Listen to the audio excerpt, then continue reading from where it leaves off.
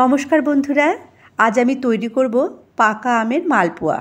এই মালপোয়াগুলো ভীষণ টেস্টি হয়, মুখে লেগে থাকার মতো স্বাদ, একদম নরম তুলতুলে আর ফুলকো ফুলকো তৈরি হয়। চলুন তাহলে এই মালপোয়ার রেসিপি দেখে নিই। এখানে আমি দুটো হিমসাগর আম কেটে রেডি করে রেখেছি। আর আছে সুজি, 1 কাপ সুজি নিয়েছি। মিষ্টির জন্য চিনি দেব, 1.5 কাপ চিনি নিয়েছি।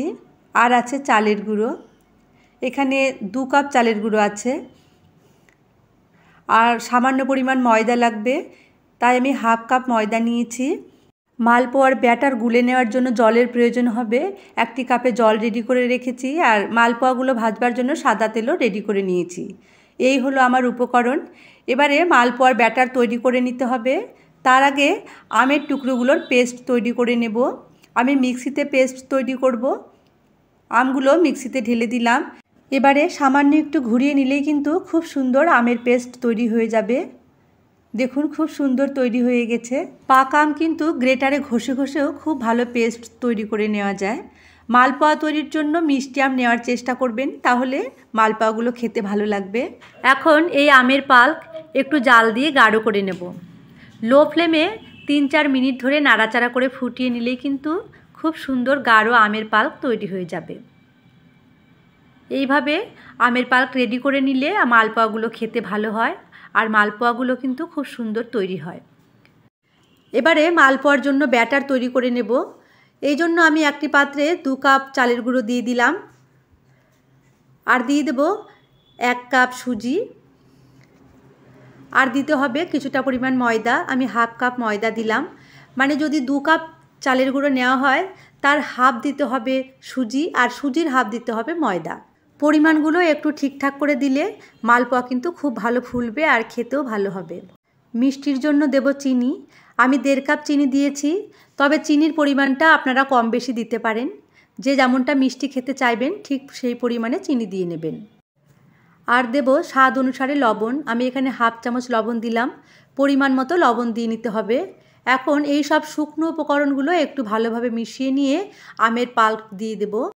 আমের পাল্প দিয়ে আবারও খুব ভালোভাবে মিশিয়ে নেব। বন্ধুরা যারা নতুন আমার চ্যানেলটি এখনও সাবস্ক্রাইব করেননি, আমার নতুন নতুন রেসিপিগুলো দেখতে চান, তাহলে চ্যানেলটি অবশ্যই সাবস্ক্রাইব করে নিন আর পাশে থাকা বেল আইকনটিও প্রেস করে দিন। তাহলে আমার পাঠানো সমস্ত নতুন নতুন রেসিপির নোটিফিকেশান আপনার কাছে পৌঁছে যাবে। এখন অল্প অল্প করে জল দিয়ে একটি সুন্দর ব্যাটার তৈরি করে নিতে হবে। একসঙ্গে কিন্তু বেশি জল দেওয়া যাবে না, অল্প অল্প করে জল দিতে হবে আর মেখে নিতে হবে। এইরকম সুন্দর একটি গাঢ় ব্যাটার কিন্তু তৈরি করে নিতে হবে। এইভাবে আমি ব্যাটারটা রেডি করে নিলাম। জলটা কিন্তু নর্মাল তাপমাত্রায় নিয়েছি, গরম জল নয়। এখন মালপোয়াগুলো ভেজে নেব। এই জন্য ওভেনে একটি কড়াই বসিয়ে আমি সাদা তেল দিয়ে দিচ্ছি। পরিমাণ মতো সাদা তেল দিয়ে নিতে হবে। আমি 3 কাপ মতো সাদা তেল দিয়ে দিলাম। এই সময় গ্যাসের ফ্লেমটা হাইয়ে রেখেছি। তেল গরম হওয়ার পরে মিডিয়াম ফ্লেমে রেখে আমি কিন্তু মালপোয়াগুলো ভেজে নেব।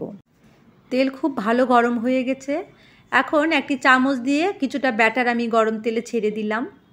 এই আমের মালপোয়াগুলো গরম তেলে দেওয়ার সঙ্গে সঙ্গে খুব সুন্দর ফুলে ওঠে।